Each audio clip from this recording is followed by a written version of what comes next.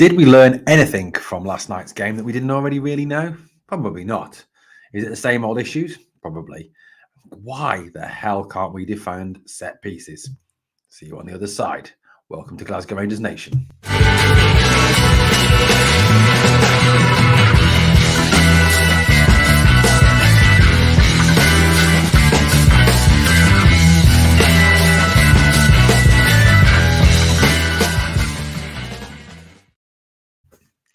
Well, guys, welcome to Glasgow Rangers Nation. I'm your host, Owen David. This is the channel that brings you your team every single day for nothing. As Rangers came off the back of their final mid-season friendly ahead of the resumption of the Scottish League on, well, kind of Scottish League. It's the Scottish Cup, isn't it? On Saturday, 5:30 kickoff against Dumbarton at their little ground before a difficult, tricky trip to Easter Road on Wednesday night to take on Hibs. Now, let's look at it this way.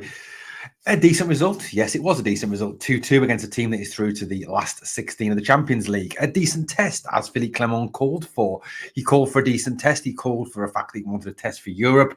He certainly got that. Copenhagen, absolutely no mugs. Copenhagen, a team through to the last 16 of the Champions League. Now, let's have a look at this game. It was 2-2 in the end.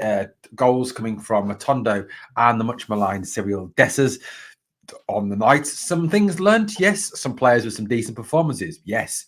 And some of the same old issues for Rangers. Also, absolutely fantastic to see this man back at Ibrox. Listening to him being interviewed at half-time, listening to him talk about how this was his favourite stadium. This was his playing for Rangers was the highlight of his career, and how much he loves the club. I mean, let's face it, this man is God. He is just a legend. Just you watch back his highlights and you just think, how the hell was he with us? He was just amazing, absolutely amazing. So many happy memories brought back and so many fantastic times seeing Brian at half-time being interviewed. Well, look, overall, I thought Rangers started the game well. I thought they played some decent stuff. I thought they pressed high. Maybe a little bit with that was because Copenhagen hadn't played a competitive game in over a month. As the game wore on, Copenhagen did get a lot more sharper. Their passing got better. Their chances got a little bit better. But you can't help but feel that we kind of gifted them the goals in a way. Jack Butland did pull off one fantastic save, making himself big.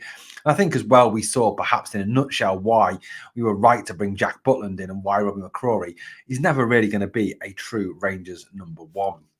But let's obviously look at the fact that the starting lineup that boss Philippe Clement named was probably the strongest we had, given the fact that a number of players were returning from injuries.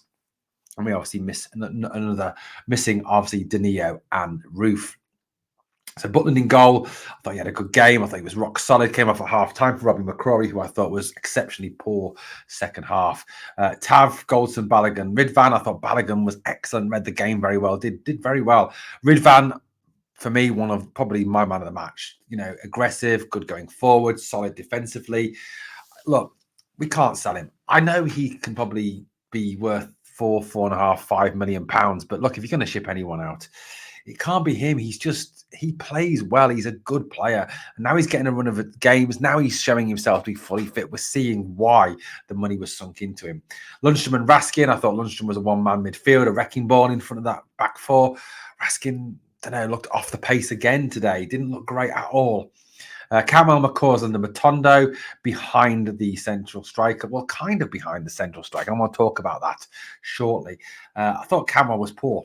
I really did. I thought there was a couple of nice touches, but he gave the ball away a lot. Didn't play particularly well. McCausland was direct. He was his usual self. I thought Matondo had a decent first half as well. And Fabio Silva worked exceptionally hard. But I think one thing that was really interesting was how Silva and Cantwell linked. I think they linked nicely together. I thought some of Cantwell's better moments when he wasn't giving the ball away came when he worked with Fabio Silva. And what was really interesting and fascinating for me was the fact that they seemed to interchange positions. Quite often it was Silva picking up the ball deep and going forward and Cantwell staying ahead of him. I think on reflection, Silva is not a striker. He's not an out-and-out striker. He's a 10, a wing forward. he certainly isn't someone to play as a target man. And when Rangers did bash the ball along to him, it certainly didn't stick. That's not his game. That's not how he plays. And he's much better as playing as a support striker or playing in that 10 role. He's certainly not a player to play up front on his own. And that sort of gives even more credence to the fact we do need to go out and sign a centre forward in this transfer window. Someone who can be a true number 9. Now, I know Cyril Dessers scored. I thought he took his goal well. Good finish. An assist from Ryan Jack. Great to see Ryan back. But look, then a few moments later, he then misses an equally presentable chance. There, in a nutshell, is Cyril Dessers. I think Dessers is okay coming off the bench. He's a good impact player from the bench, but he's certainly not a starting 9. And look, you can slaughter me all you want, criticise me for picking fault in him. Yes, he took his goal very well indeed. I'm not criticising him for the fact that he took his goal exceptionally well. Little dink over the goalkeeper from a defensive mare from the Copenhagen player after a little lofted ball into the box from Ryan Jack. Like I said, then a few moments later, he misses an equally more presentable chance. But look, Dessers for me, good off the bench. If you look at his past career, when he's been more effective, it's when he comes off the bench. He's not so great starting. So for me, again, spot on. And we will get to what Philippe Clement had to say and some very fascinating things that he came out with post-match. I was impressed with Fabio Silva tonight. I thought he worked very hard. I thought he played well. I thought he started to show glimpses of why perhaps he is that different talent. And I think, the more faith we put in him, the more time he gets into his legs, the more time that Clement gets to work with him and give him direction, the more he develops a relationship with Cantwell, who, whether we like it or not, is probably going to be that 10.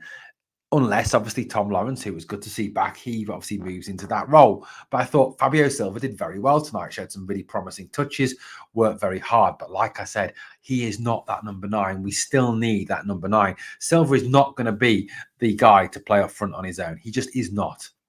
And it, obviously could spark some interesting conversations about where he plays. Now, I could see him playing on the left until Seema returns.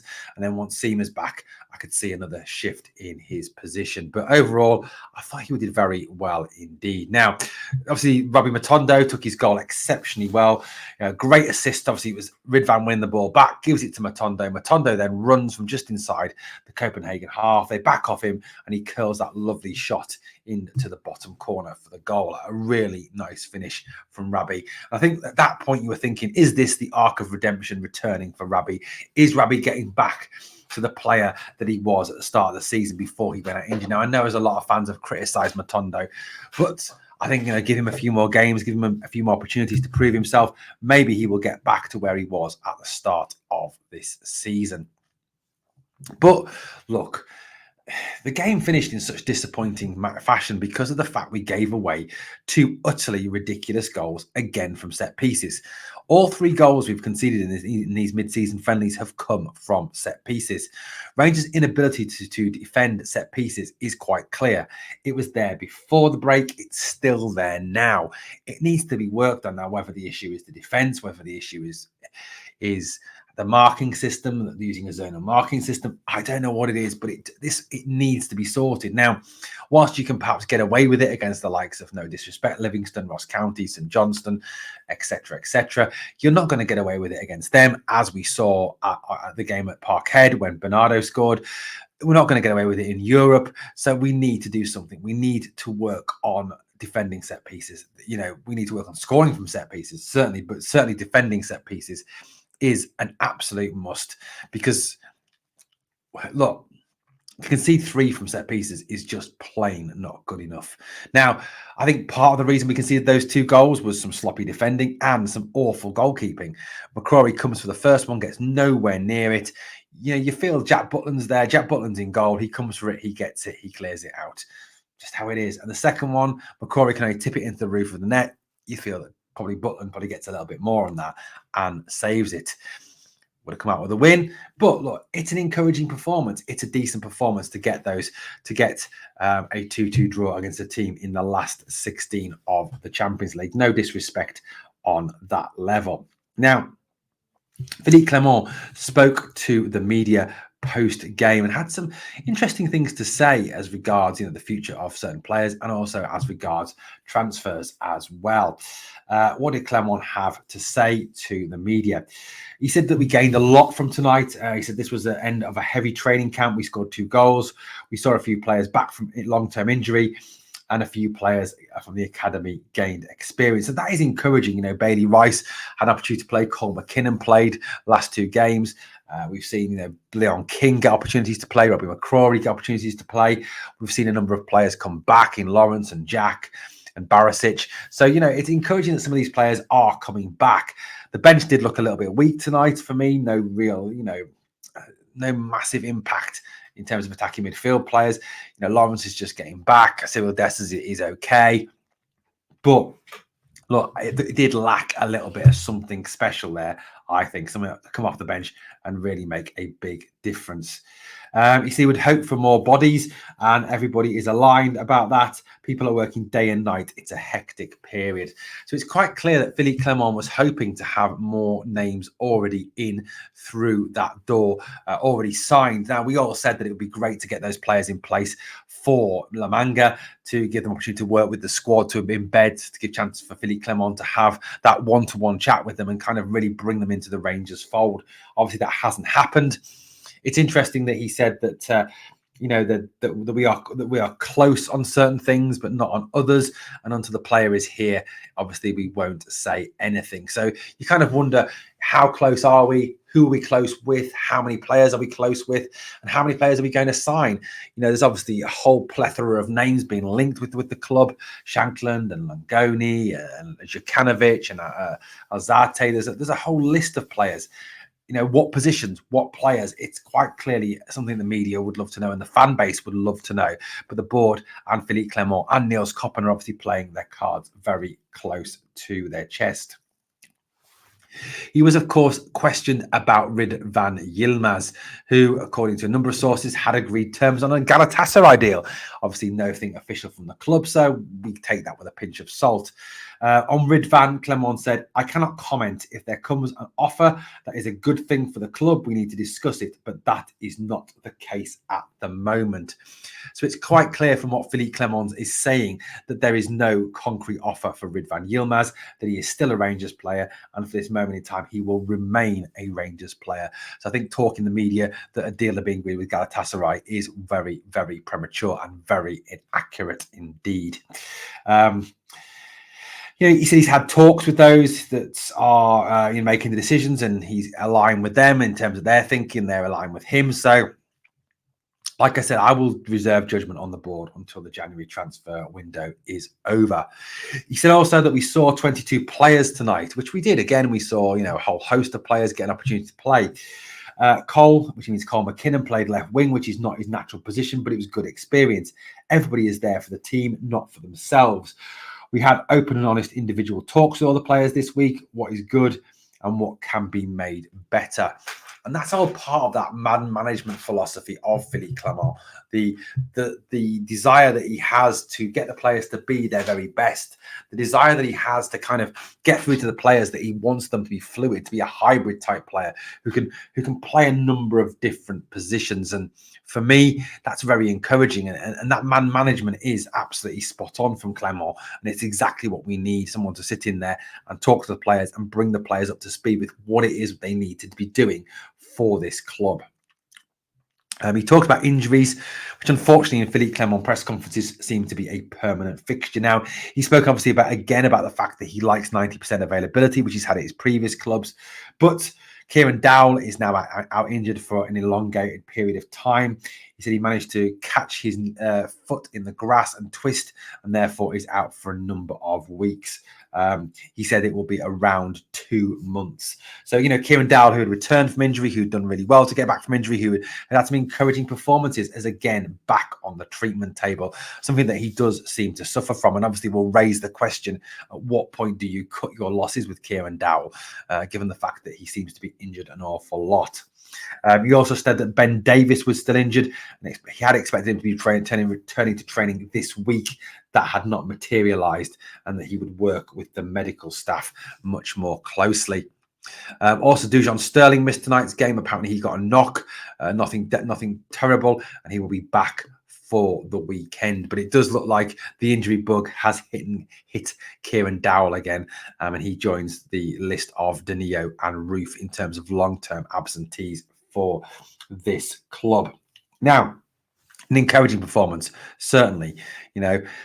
There is a lot of suspicion, and there is a lot of counter suspicion. There is a lot of talk about what is happening with this January transfer window.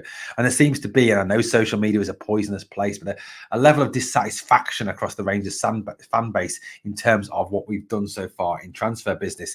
There seems to be a bit of frustration as well in what Philippe Clement was saying. So, look, moving forward, we do need a striker, and we need to learn how to defend set pieces. That, for me, are the big two takeaways from tonight's game. Number 9, and learn to defend set pieces. Well, we'll obviously keep all over it here on the channel. Please hit that sub, guys. A phenomenal night for subs last night. An amazing night for views as well. Thank you for your phenomenal support. Please hit that sub and ring that notification bell so you never miss out on the free content here on the channel. And as always, on the way out, I ask 2 things of you. Number 1 is to smash the like. And number 2 is to always remember, never forget, we are the people.